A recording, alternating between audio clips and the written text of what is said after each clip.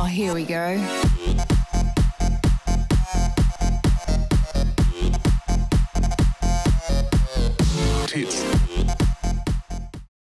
Hi guys! So, we thought we were safe. We thought the cringe fest that was the Golden Globes had passed, and that we'd get a long respite before having to endure scenes like this again. All the girls watching here and now to know that a new day is on the horizon. And here are the all-male nominees. Trust me, the women in this room tonight are not here for the food. So if the Golden Globes turned out to be a sanctimonious orgy of celebrities clutching between sticking it to the man, or men should I say, and taking advantage of a golden opportunity to suckle on the good PR exposure teat, then it should come as no surprise that the Grammys promised to provide even more of the same cringy political virtue signalling on full display.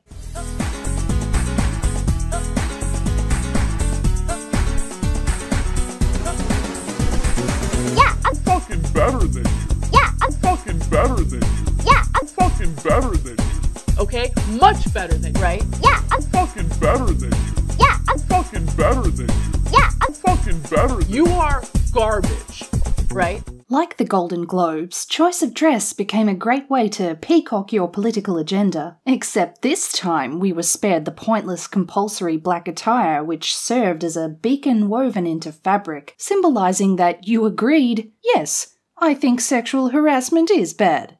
What a great fucking idea that was. At the Grammys, we saw singer Lorde wearing a gown which she embellished the bright period red shade by attaching a feminist essay to the back of. The essay was written by well-known queen bitch feminist Jenny Holzer. Interesting, though, that she chose to place it on her back. If you're a creepy so-called ally feminist male, it's a great opportunity to ask her to turn around so you can read it.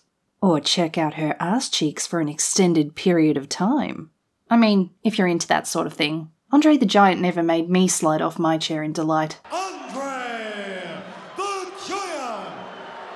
Another interesting choice of dress came from Joy Villa, known for her Make America Great Again dress and that weird orange shit that barely covered up her nipples. Her dress signalled her pro-life political stance with the unique edgy rainbow fetus print. And in danger of sounding like some next-level shit pedophile, we all know that fetuses are like so hot right now. So hot right now.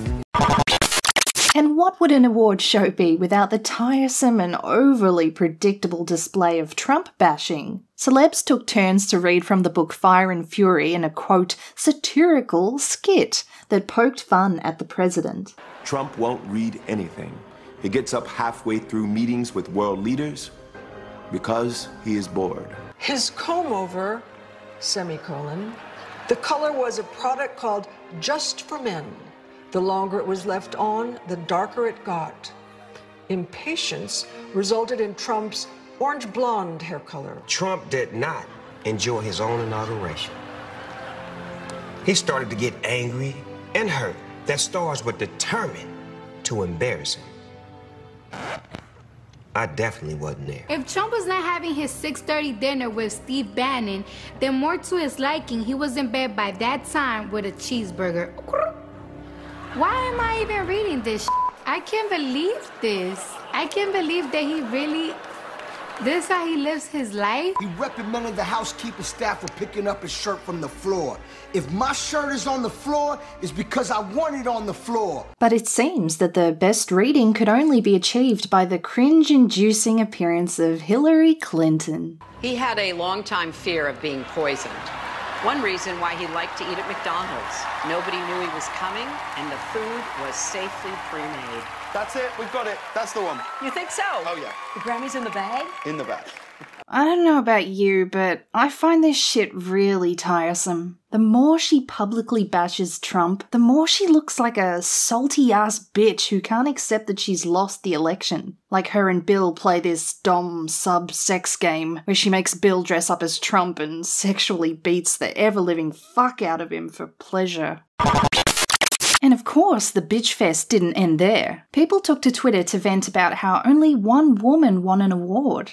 On the parts of the Grammys that were broadcasted. Like, that's some next level shit right there. Firstly, we're going to complain that less women chose to be in the industry. Secondly, we're going to complain that less women were nominated. Probably something to do with the first shit they complained about. And thirdly, even if they were shit cunt artists that nobody gives a fuck about, how dare you not give them airtime while receiving their awards? And if that wasn't enough to bitch about in the name of female inequality, there was also a gripe that the only woman nominated for Best Album of the Year, Lorde, was not invited to perform at the event. Bitch, bitch, bitch.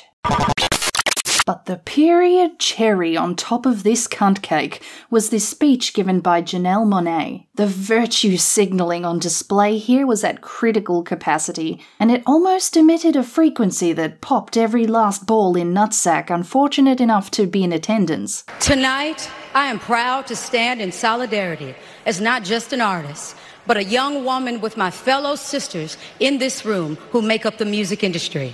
Oh, and if you haven't noticed yet, allow me to point out the gender-bending choice of outfit. Nothing screams, check out my support of inclusion, like wearing a suit and bow tie with flowers all over it. Not that androgyny is something new to musicians, but it's just so pairing to the tone of this speech. We are also daughters, wives, mothers, sisters, and human beings. Human beings. Human beings.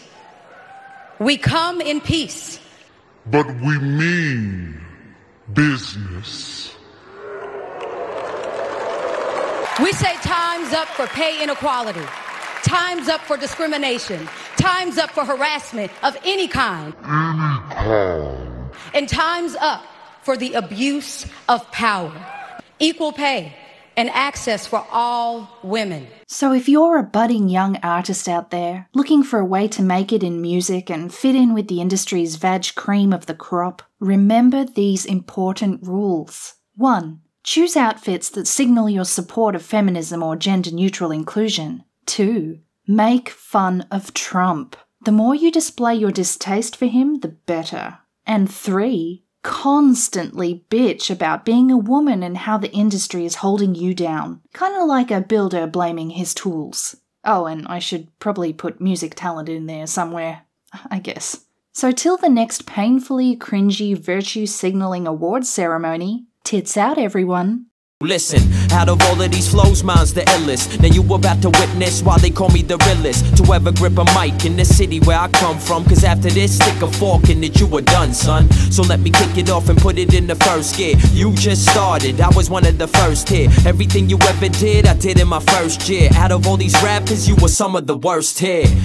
Some of the worst that I ever seen. By whatever means, please lay off the amphetamines. I deal with killers in Manila down to Medellin. You hang with punks and pussies that never did a thing.